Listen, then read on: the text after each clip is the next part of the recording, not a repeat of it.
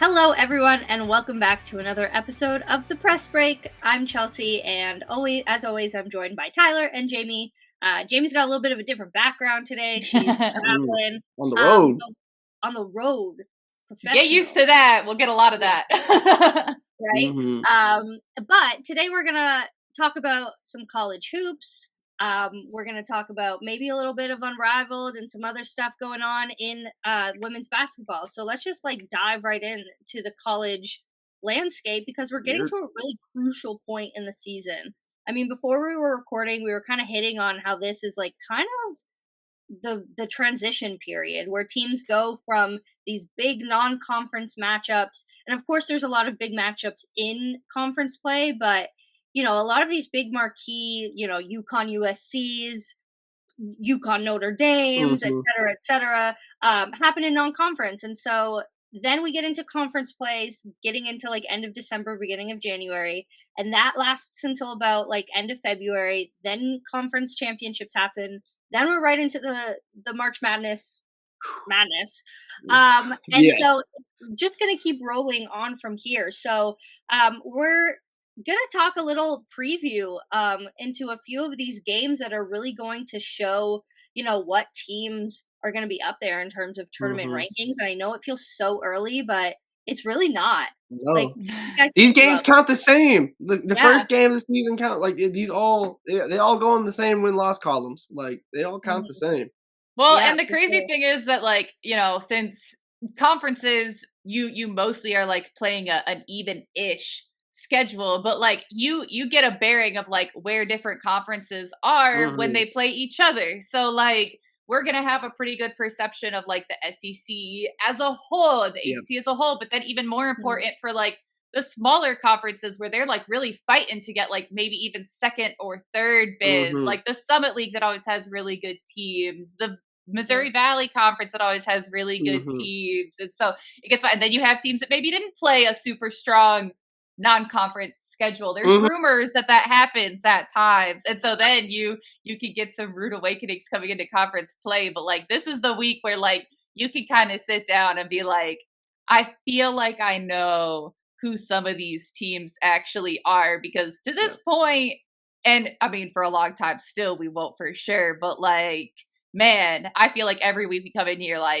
well, this is who it is this week. This is who they are this week. But you get into double-digit games. You could start making some sort of a more set in stone conclusions about you have to react to what's in front of you. But once you now I think 10 games is kind of a December is always kind of the good area. I feel for most teams, it certainly depends on the schedule. But I feel once you hit December, you have a decent idea of kind of at least at minimum, the tiers of women's basketball. Yeah. You can call things exceptions to the rule. You can call things more of a blip if teams get back to who they were, which is, I think the first game we're going to talk about is one team getting back to kind of who we thought they were. Yeah. And injuries always kind of start lingering around this point. I feel this is the kind of, that's the unfortunate side of it, where some teams really start to thrive during this time, but some teams, this is when the injuries start to rack up. And one that I'm really thinking, I thankfully got to watch UConn Notre Dame last week live because it was on TV in Canada. It was a great time. But I watched that game, and the whole time, don't get me wrong, Notre Dame was fantastic and definitely deserved to win that game. But the whole time I was if AZ Fudd was in this game, it would have been so different. So that's kind of what you're thinking about, who's going to be healthy come February, March. And that is such a huge indicator of who could go far and what the full potential of these teams are. Yeah. No, you're 100% right. That game, if we want to start there, that UConn Notre Dame game, first off, I mean this in the most complimentary way possible. I put this on socials. Hannah Hidalgo is a basketball psychopath. And I mean, this menace, and I mean that in the most complimentary way possible. She is ridiculous, and her having. I put this on socials too, but Skylar Jenkins-Smith being there, courts, it was literally the Karate Kid. It was the teacher and the student. I was waiting. I just needed one time. I needed Hannah Hidalgo to hit the finger whirl. I just needed that one Skylar time. was doing it. Skylar was She was doing it. She was I thought that was She's so leading into it. She's just like, yeah, that was so funny. That's just how her hand goes. But no, literally, it's just a natural reflex for her. But no, that game was crazy. If women's basketball had the one and done thing, like Hannah Hidalgo would be the perfect candidate to do like a 1 or 2 year. Because I was watching and I was like, she's a WNBA player. Like she was playing and just like hitting those wild threes and like those threes, they weren't even touching the rim. They were just like look at her hands. Just, like, she had a different celebration every time. It was hilarious. Like the way that she must have like had the celebrations queued up mentally. Like that's where you look at and you're like, obviously, like Notre Dame is a very strong academic school. It's like she must be a very intelligent person to do the things that she does basketball wise, because that's necessary. But then like it's like the Rolodex just keeps going back. Like you've got every play, you've got like, you know, moves you're gonna make, and then you've got sellies in the back. It's just like, bro, like it doesn't stop. No, it was ridiculous. She was so good at like timing, because like don't get me wrong, she didn't shoot like, it's very rare that someone shoots 100%. Like she was playing fantastic, but like every time UConn kind of came a little bit, she was always the one to kind of be like, nope, this is my game. This is my game. Like you're not getting close. And I just like, again, like AZ Fudd obviously would have made a difference because she's UConn's probably like best 3-point shooter in that aspect. But like, and don't get me wrong, Paige had a great game. Like she was not bad by any, she had a slow start, but after that she was fantastic. So it wasn't like, oh, Paige was the reason they lost. Like, no, like they were undermanned and Notre Dame took advantage of that. But I know we're certainly going to talk more on UConn as we preview the USC game, but like before we move on, like from Notre Dame, like first off, Hannah Hidalgo is just built for the moment. Like I don't know if there's a player that rises to a moment better than her right now. We've seen her now against 3 top 5 teams do her absolute thing. We've seen her against the 2 other, to me, in the top 3 women's basketball players in the country. I don't like it's Paige, it's JuJu, it's Hannah, and she's beaten them both head to head and has made life difficult for both head to head. Like there's like I saw people like it's not some like insane progression either to get to this point with Hannah. Like last year, she was neck and neck with JuJu Watkins for Freshman Player of the Year. Like that was a race. With the season that JuJu Watkins had, there's no reason that there should have been a Freshman of the Year race, and there was. And I say that as a compliment to Hannah. And like she was ACC Player of the Year. So like to have a jump to then be best player in the country is not like some like where did this come from moment. It's just not like, so like if you make that case, and there's certainly a case to be made, and I find myself making it more and more as she continues to play these top teams. It's not hard to make the case that Hannah Hidalgo is the best player in the country right now. Oh, but the other player I did want to highlight from Notre Dame was Leite King in that game, who was fantastic. And like frankly, like I came into that game, I was wondering like, okay, if Sarah Strong rises to the occasion, like, because she's very, very, very good. If she can like have like kind of her show out game, I don't know exactly like 1 for 1 who is going to be the person to counteract that for Notre Dame in the post. Just with like the injuries and everything, I just didn't know going into it. I couldn't point out the way I could point out Sarah Strong as a big for UConn. I didn't know if I could confidently do that for Notre Dame. Leite King, I'm pointing you out from here on forward because you let me know. Like I knew what type of player she was, but being able to step up in that game in that moment for Notre Dame makes them a completely different team if that is something that she's able to consistently do. Because like last week, you know, that was kind of the point that I made where we were talking about, okay, who's going to be like the difference maker? And I really thought that there was going to be someone who was maybe a little bit under the radar 100%. Who does make that difference. And it really was Leite King. And I mean, that was not really a surprise to me. Like she has the experience, you know, she's been there and she is so mature. And so it was just exciting to like see that actually materialize. And plus I mean, I think a very underrated boost also for Notre Dame was having Liza Carlin play those 10 minutes, because especially very early on, she jumped in and was able to make solid defensive plays, just give them a little bit more of that depth, at least for that game. Like what she didn't show up in the stat sheet a ton. She had 4 points, she had a couple rebounds, but like it was just being out there. Even Notre Dame is having another body. Just for real. And like, so that was really big. And now, what's going to be interesting to see is going forward. Kate Koval didn't play their next game. And so, all right, was she just getting a break? Because man, she's had to play a lot of big minutes, all that. And so is she good, or is there a bigger issue for them going forward? So I'll be very interested to see what that looks like. But Liza Carlin coming back is huge for sure as well. Yeah. I think, Chelsea, did you just get the notification as well? I did just get the notification. Before we get into USC UConn, Cameron Brink is unrivaled. She's back. Yeah. That's crazy. Wow. The tweet says she will take the court in 2026. What? So she's a multi-year deal with the team. So she's probably going to train with them. So they just don't have that extra spot. I think they do technically, because she'll be practicing with them, but I do think they're probably going to go with a 5-person rotation, because originally these teams were going to go with 5 players until they expanded. So interesting. But so I guess they're saying, all right, shoot, like you wanna lock in now, bro. That's actually crazy to see Unrivaled like going out to 2026 already. Well, do like roster building, like that wasn't. I like frankly like and maybe I just didn't like understand it properly, but like I kind of thought that these teams were, I didn't know if these teams were like the forever teams in the way of like like I thought it might kind of switch up. So they announced her specifically to a team. Yes, the Lunar Owls. Wow, that changes things a lot. Like wild, literally logistically. Wild. That's and so the tweet says, and I'm sure everybody who's listening has seen it, but it says Cam Brink is unrivaled, filling the first wild card spot with a multi-year deal with the Lunar Owls. She will take the court in 2026.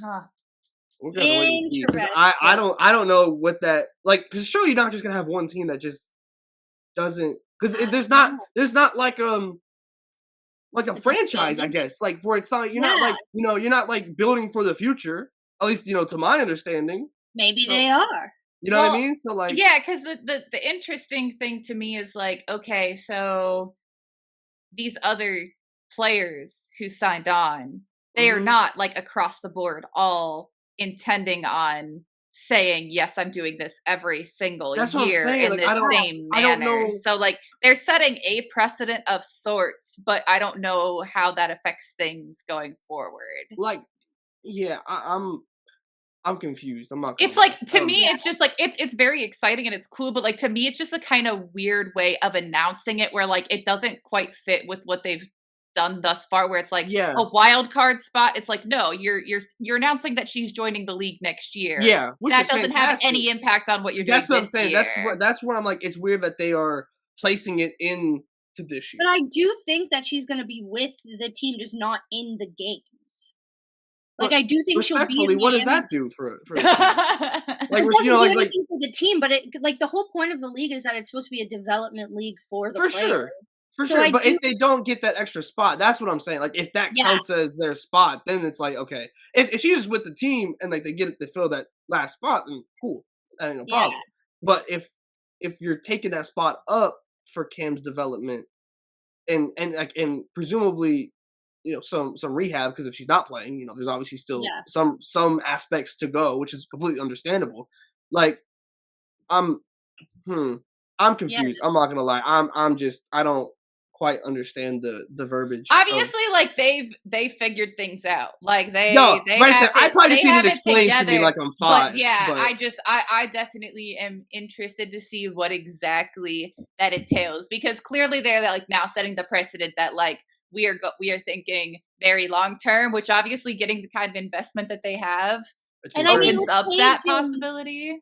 Paige and Flauche also, like, they're intended to play. Yeah. They'll be there in the future. But their thing is like, for now, they're just kind of doing the NIL thing, and then they'll sign actual deals next year or whatever. Oh yeah. Well, and then JuJu like straight up invested. Yeah, not even NIL, just straight investing, which is ridiculous. Like that is like in the coolest way. Like that is like ridiculous. that's the sickest thing I've ever seen. Yes, literally. 100%. I just think what Unrivaled is doing is just so intriguing and so like shaking up the basketball world in such like a fun way that's like, player driven, and like it's just like everything they've done, it's just cool. And so that's what's making people want to invest and making people want to like put in. And I'm just like, it's super impressive. And like, like disruptive became such a like tech bro buzzword, but like that's like what this is. Like that's exactly what this is. If Unrivaled continues to grow and makes the decision to potentially like just like, this is just hypotheticals here entirely, but if they make a decision to expand to 5-on-5, like and there's player interest in order to do so, like this, the WNBA is gonna like the CBA negotiations literally get more interesting by the sponsor announcement, by the investment announcement. Like I just saw like Miller Lite or something like that is like their beer, like it's just like every day that there's something, and like we haven't seen a second of gameplay. Yeah, not one ball has been tipped off, and we are already seeing this. And I think a lot of this, and I know we were kind of talking about this before the show as well a little bit, like I think a lot of this has to do with the WNBA on their own. I think a lot of this has to do with the people that are kind of pulling some of the strings above the WNBA, like the NBA and the NBA owners and networks and things of that nature. But regardless, Unrivaled is now free to essentially do whatever they want, and whatever they're doing has been blown my expectations away of what the prelude to Unrivaled could have possibly been from an investment standpoint, and it is fantastic. Well, and the WNBA's got to get in the booth. It's really cool to like see a group like step outside the sort of established paradigm at like the exact time, because like we saw some of it with like Athletes Unlimited, where like there's interest, you could get people going, but like that still now is like several years old, where it is an exponential level of growth. And so now you have like the kind of fever pitch timing. And you also have people who like are so connected, so tapped in, that are running everything, and where their sole focus is on that, because also Athletes Unlimited has other sports things like that like they're committed to. And so you can be like really singularly focused at a time where you can capitalize in a big way. And it's like all these people who have been saying for years, hey, the interest is there. Hey, like the smart business. What a surprise. To move towards there. It's just like, oh, and then we all like surprise Pikachu face. Like people want to make money. Who could have seen this coming? Literally everybody on this side telling you for years. Exactly. So it is in a way like absurdly gratifying to see like, oh, like, no, I'm not too big to say like I told you so. Oh no, definitely not. I absolutely will say that. Like it 100%. Is so warranted. And I do think I'm so intrigued how it's going to be used as a negotiating point for this.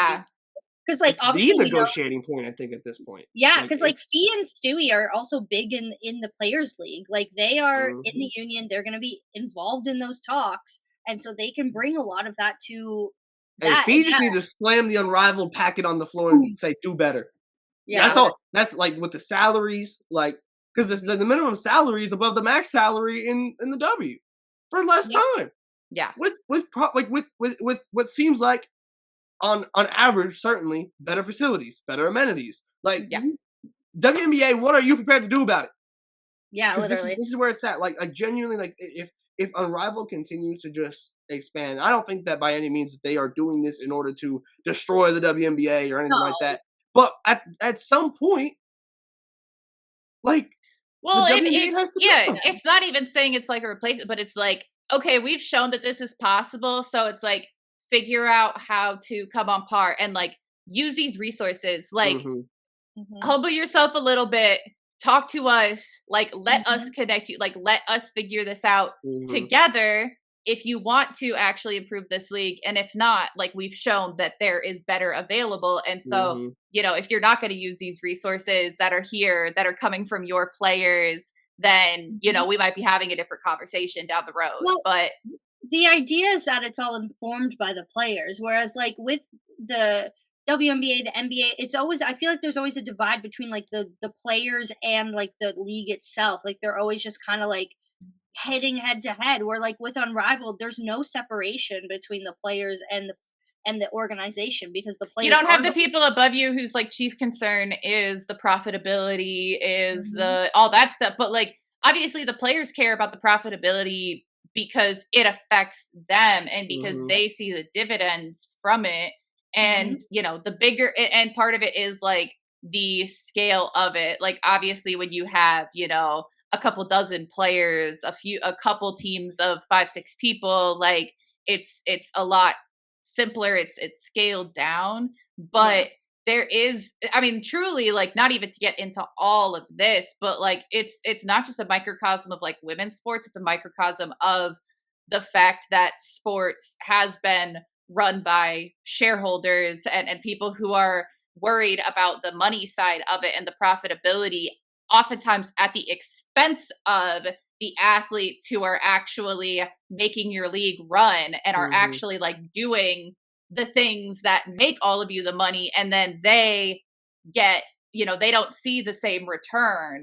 And so that's what's like very, very interesting, is to see, okay, yes, there's the investment in women's sports, but also it's a almost completely player run enterprise, which basically like does not exist, especially on the men's side. That is not a thing that does or really can at the moment exist in men's sports. And that could set a very interesting precedent across the board. Yeah, it's intriguing. And I know that they're market, or like not marketing it, but like the whole idea is like this league is set so that they can focus on development for the WNBA season.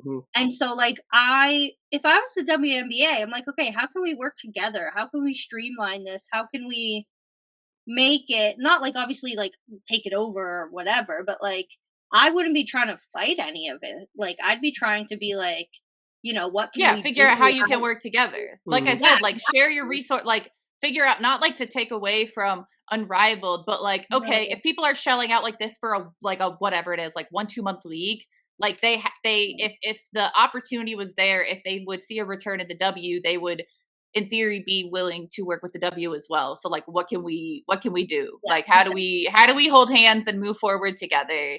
Yeah, exactly. How do we like make it flow from one season into the other and all that stuff? But yeah, everything that they've done has just been really good. And like this cam thing is again a little confusing, but with everything that they've done, I'm not worried about it.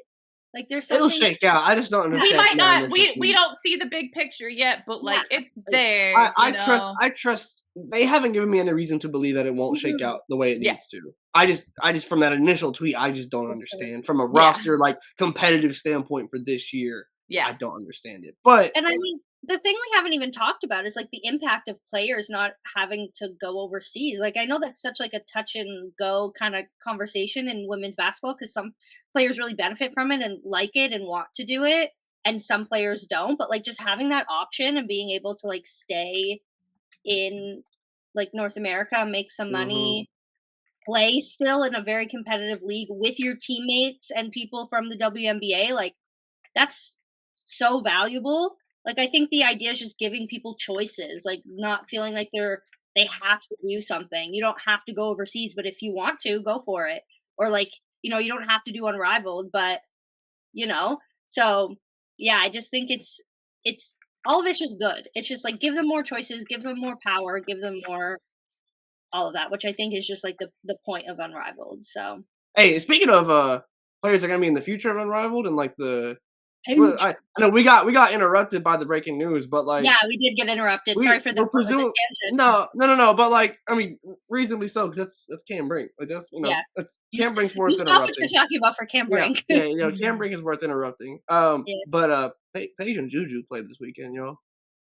On the solstice, which is like, whoo, make the Yule and my mom's birthday. Like I'm gonna be blowing, like I'm gonna get candles in for lunch. We get that, and then this got a solstice birthday. Let's go. Yeah, no, that's pretty cool. I can't lie. I'm kind of that's like I don't know, not to bring the whole like witchy vibes into all this, but like ooh, it's a fun day. It's a Oh fun day.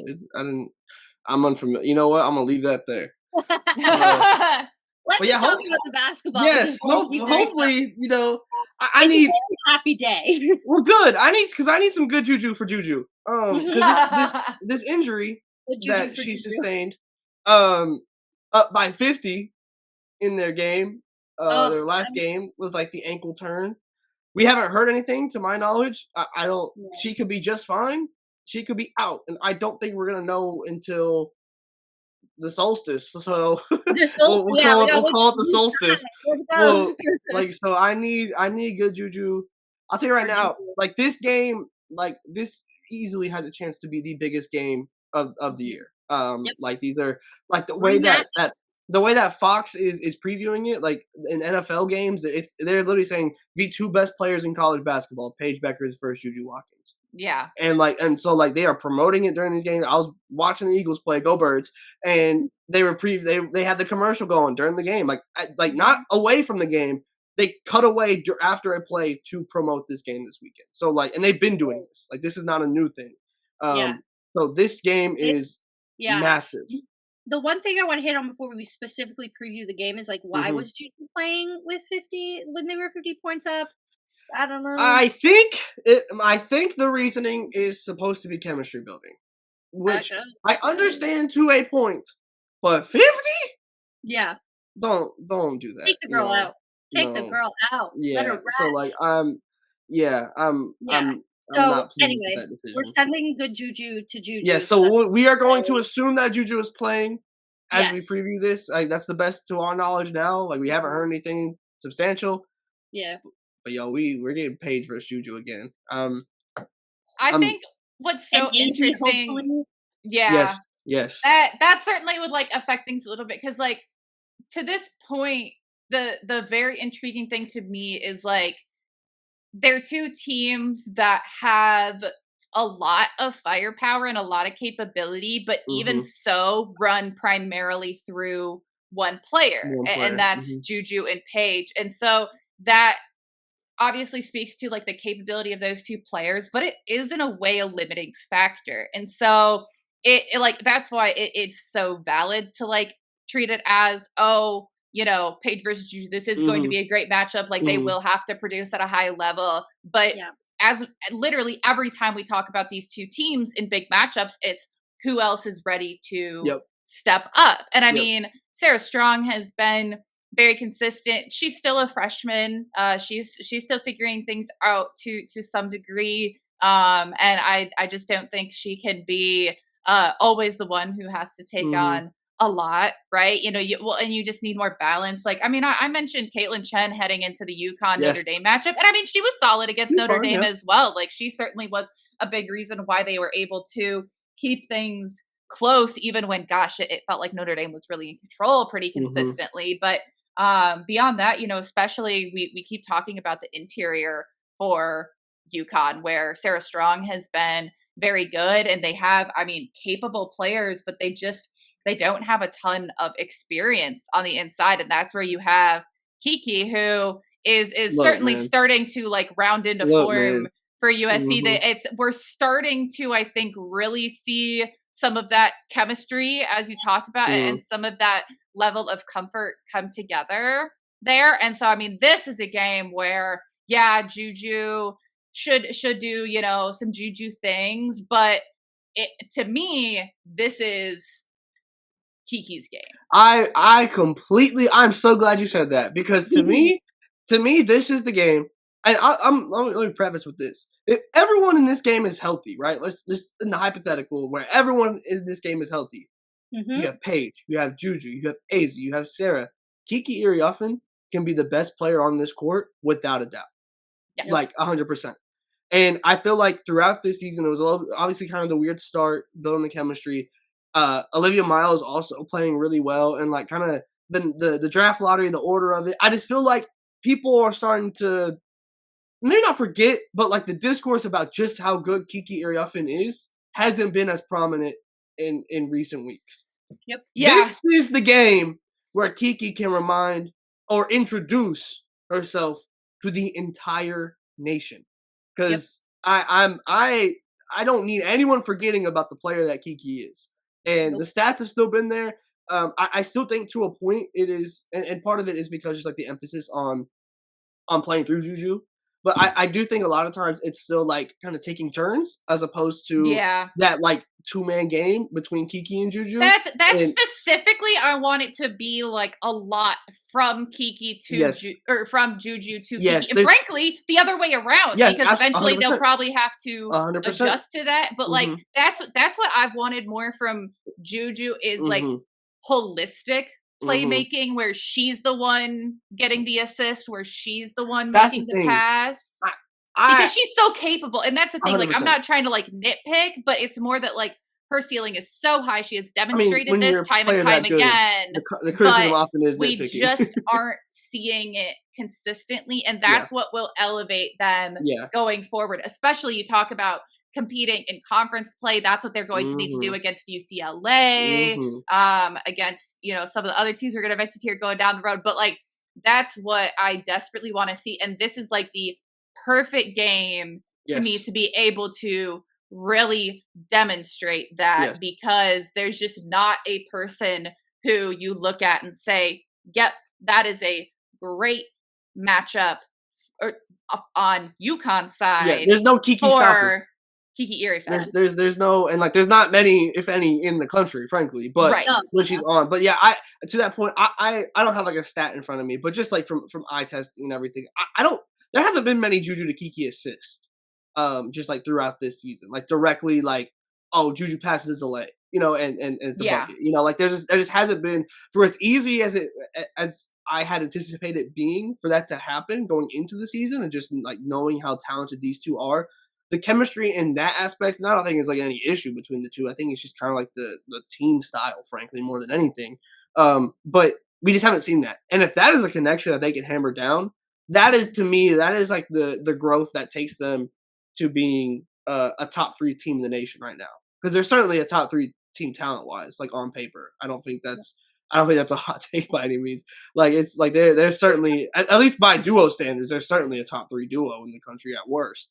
So like being able to hammer that down is something that I'll certainly be looking for in this game. But also like there's some freshmen on USC that are gonna be playing big minutes as well. Like we talked about Sarah Strong going to the Notre Dame, but like these freshmen that are heavily in the rotation for USC are going to Stores and playing in like they had a home game against Notre Dame, which is a big game, but really this is their first like away environment that is going to be brutal for them.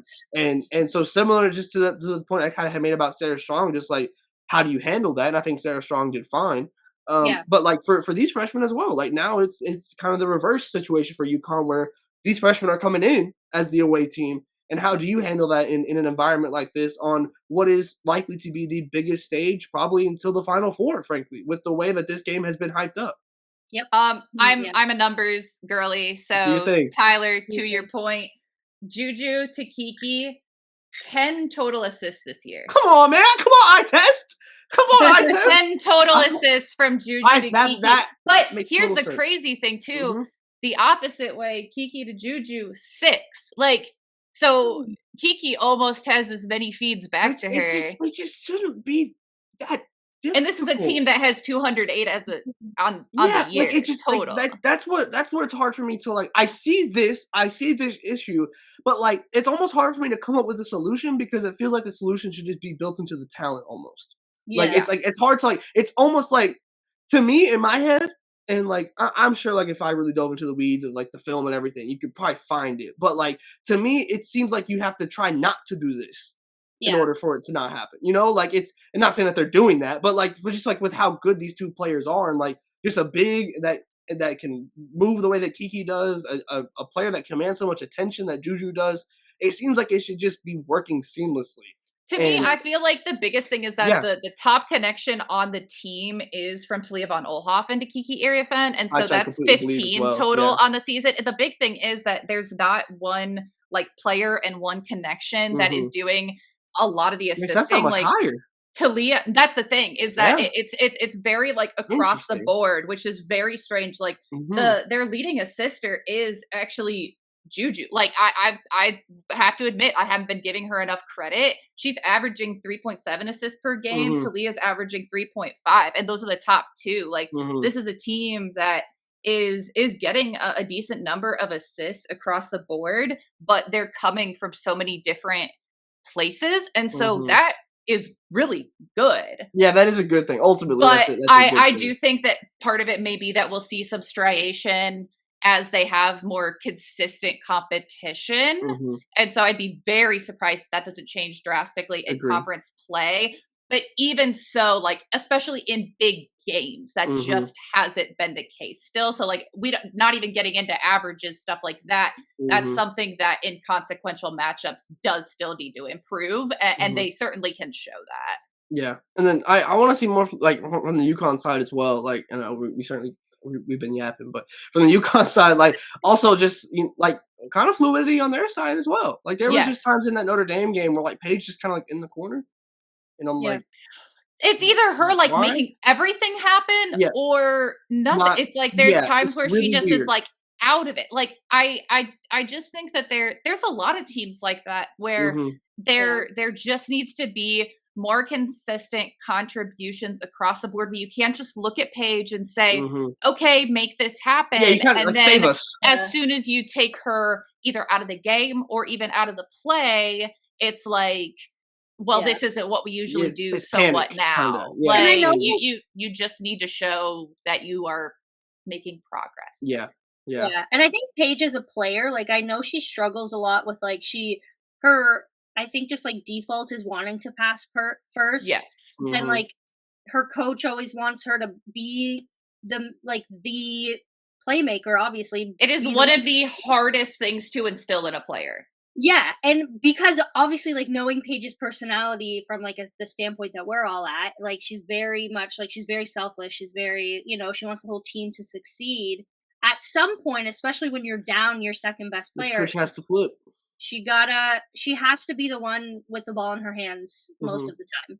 And I think, like, as she grows, like, it's obviously gotten better as she's had her very choppy career in terms of being in and out of the lineup, but like the thing I think with Paige is she has to kind of refine that, like, gauge of, like, when to keep the ball and when to take the shot. Because in her head, it's like, oh, 50-50. Sometimes I'm going to take the shot, sometimes I'm going to pass it. But, like, in her head, she needs to be taking the shot unless there's, like, 4 people on her.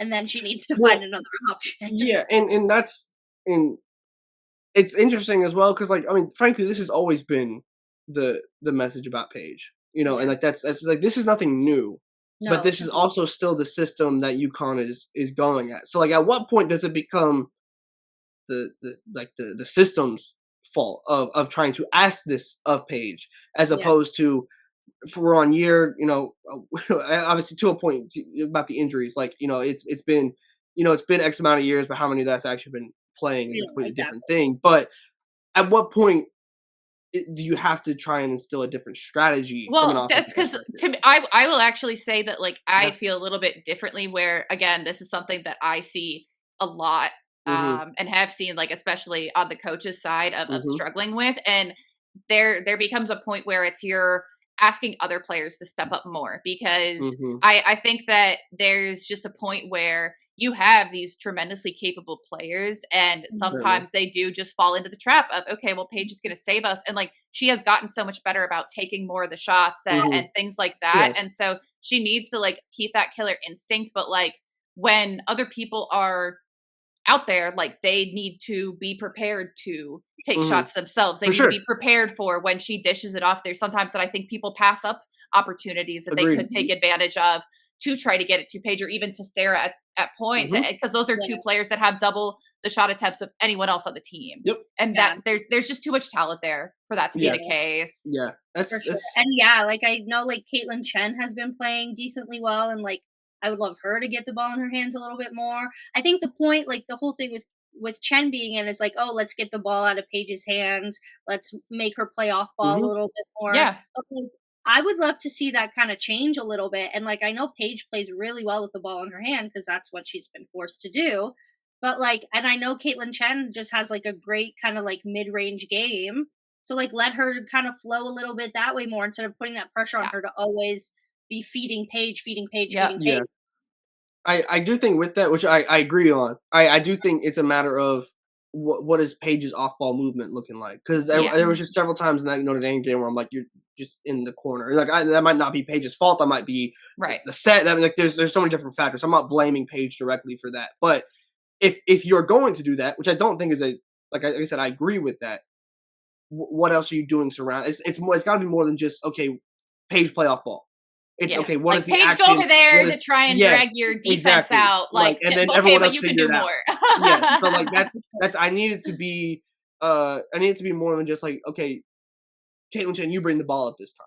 You know, like, I need it to be more than that and figuring out how that is. So frankly, like these are two teams that are obviously incredibly talented, have really really fun guard and big duos in this game that are gonna be very interesting to watch matchup wise. But then the others, like I mean, whether it's a Caitlin Chen or a Talia von Oelhoffen, you know, or like whoever like that, like it could. I mean, yeah, if Hazie's playing, like certainly that's she's right up in there. So like this is, I'm excited. Like I think this is going to be a game that genuinely we find a lot about both of these teams because now like we kind of have a better idea of where you kind of poke the holes from our perspective of it. And for UConn, this is a massive game because if you, like obviously as we're recording this, they haven't played the Iowa State game yet. So this will kind of be like this is their on paper right now, this is their last ranked matchup of the season. I know Iowa State just dropped out of the rankings, but they're certainly a resume building team if you get that win. So like, sorry, Jamie. But you know, but if you drop this game to USC, and you drop the game to Notre Dame, you don't play a ranked team again until you play Tennessee in end of January, early February. Yeah. And then right after that, you have South Carolina. So basically, you're banking on to get to a top 2 seed. If you drop this game, you're banking on going to Columbia, South Carolina, and beating South Carolina at home in order to try and get that high seed in the tournament. So really, genuinely, like I said, like these games count the same. Like obviously, recency bias is a thing that happens. But ultimately, especially for UConn's sake, because of their non-conference scheduling strategy due to the Big East and the strength of schedule within that, these games matter more than anybody else's non-conference. And so if you drop both of your top 5 games, when it comes to resume time, when it comes to tournament time, and they're building the bracket, this is the game they're going to look at.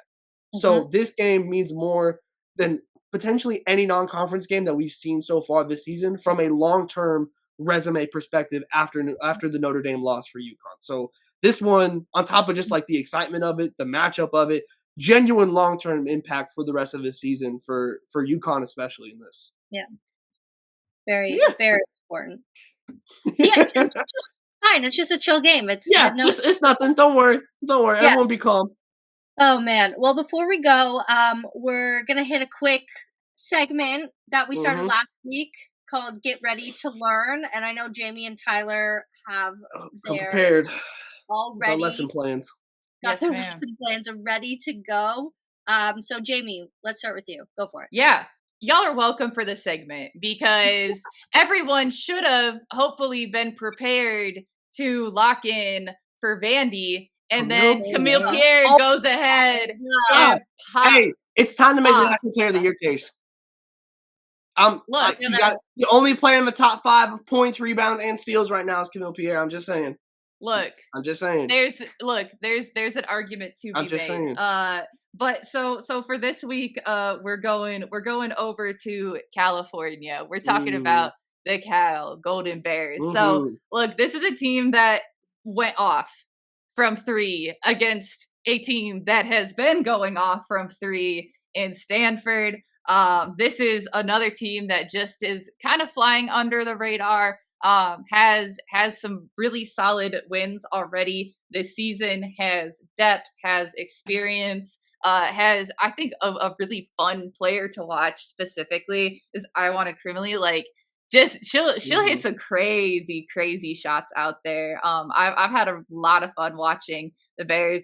Their lone loss of the season is to Michigan State, who obviously has had a solid season. We might talk about them here real quick, but so that was a 6-point loss to Michigan State. But They were able to just absolutely beat the pants off of Stanford. Had a great big win over Gonzaga early, was able to take down Auburn earlier in the season. And so I'm very fascinated by what's ahead for Cal. Like, they're flying way, way under the radar. They aren't even the ones who are like hovering on the outside of the top 20. Like, they just are not being talked about. They're 36th in our Her Hoop Stats rankings. And part of that is that they haven't had a tremendously high strength of schedule. But as they get into conference play, I think that's a team that's really going to catch some people off guard. I couldn't agree more. I love their game. But you mentioned Michigan State. So let's talk about Michigan State, because they're my pick for the segment this week. They're coming off a massive fourth quarter run to beat Iowa in what was a dogfight of a game. Like that game I heard whistles in my dreams after that game. There was so many whistles. But Julia Ayroll, like, her energy is on 35 at all times, and I love it. She's just clapping. She's like it's not flashy, but like she's locked in. But I'm telling you, and it's like it's not even like she's like clapping like at anybody or anything. No, I literally think she's like to herself, like trash talking herself. Like, almost like it is, and it's electric. I love it. She's the meme of the guy pointing into the mirror. Yes, exactly. Yes, it's like, what are you prepared to do about it? And Julia talking to Julia.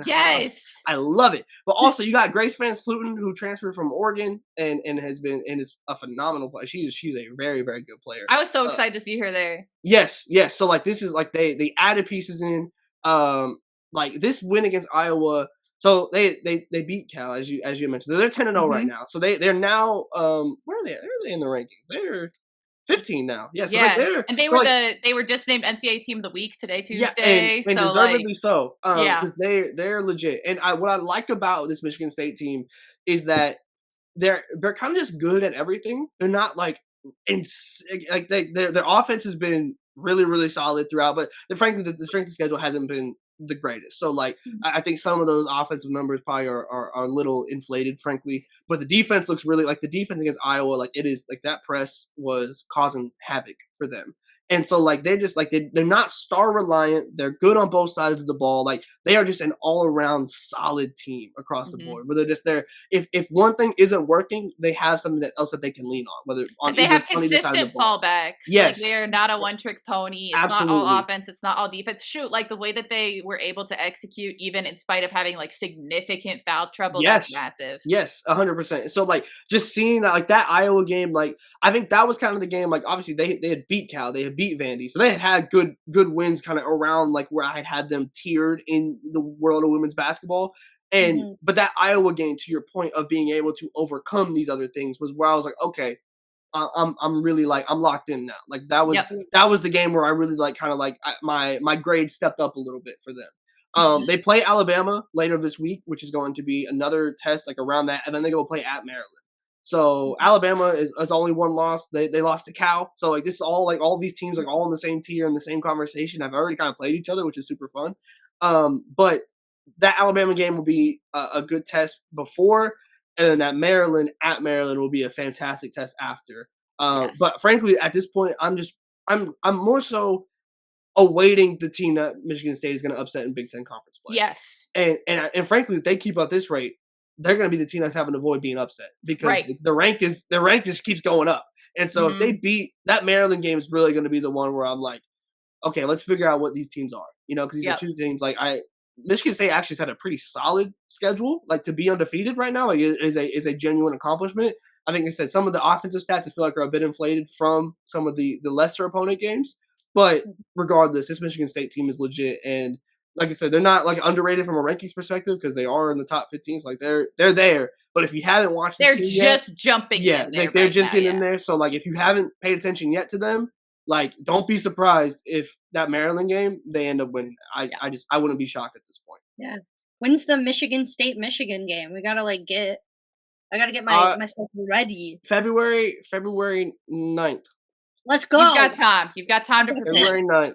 Mentally, physically, streaming wise. Hey, when we're recording this, it's Oklahoma, Michigan tonight, Chelsea. So yes, it's on my TV, I think. So there you go. Yeah. There you We're go. getting to the point where more women's basketball is being on my TV. I have not this Iowa State game, but the next one is on my TV. I was looking at the schedule. So there you go. For me, it's get ready to learn being able to watch games live. That's my There you go. There you go. You get to suffer with the rest of us going through all the exactly. chaos of women's college basketball. There's nothing worse than and don't get me wrong, I watch highlights of games that I've watched sometimes as well, but having to watch a game when you already know what's going to happen. I hate it. It's really hard for me to do, to be honest. Yeah, it's really hard. So I'm sitting here trying to watch all these big games and whatever, and I'm like, but I know who wins. So yes, I'm excited to be able to watch live. We're about to hibernate. January, I haven't seen the sun in a very long time. The weather in Toronto is terrible. Me neither. I haven't been outside in 2 days, but that's just a part of being at the Mohegan Sun. Yeah, that's fair. It's like the Percy Jackson casino. Have you won big monies yet? No, but I haven't lost big money. So that's a win. I heavily considered setting up downstairs and just having the whole background be slots, but that would have got real annoying real fast. So. Yeah, that would have been a lot going on. That would have been a busy background. Well, it's funny. We always say, "Oh, this isn't going to be that long." Oh, short episode. Yeah, well, Cam Brink decided shout out Unrivaled. A longer episode. Shout out Unrivaled, but we do have to go because Jamie has a job, and Tyler does too. But Jamie's got to go. I'm podding on company time right now. Don't tell nobody. We gotta go and watch more basketball because there's just so much basketball. So we will check in. Next week at some point you'll get a Christmas/holiday extravaganza. We're figuring it out. We're figuring it out. We're gonna cook up something fun though. We're gonna cook up something. We're gonna make it extra. We haven't talked about this. Chelsea's promising things that we have not discussed. Yeah. So this is on you then, pal. Chelsea better come through because she's promising things that we have. Yeah, I'll make up some stuff. We'll do some stuff. Have a wonderful solstice, listeners. Yeah, shout out the solstice. Shout out the solstice, UConn USC solstice party. And we'll check in next week. Make sure to follow Her Hoop Stats. Ton of great podcasts happening so many different days of the week. So tap into that and follow us all. If you're watching on YouTube, you can see our usernames here. But for this week, I'm Chelsea, Tyler, and Jamie are here. And thank you for listening to us ramble and get interrupted by Unrivaled. And we will check in next week.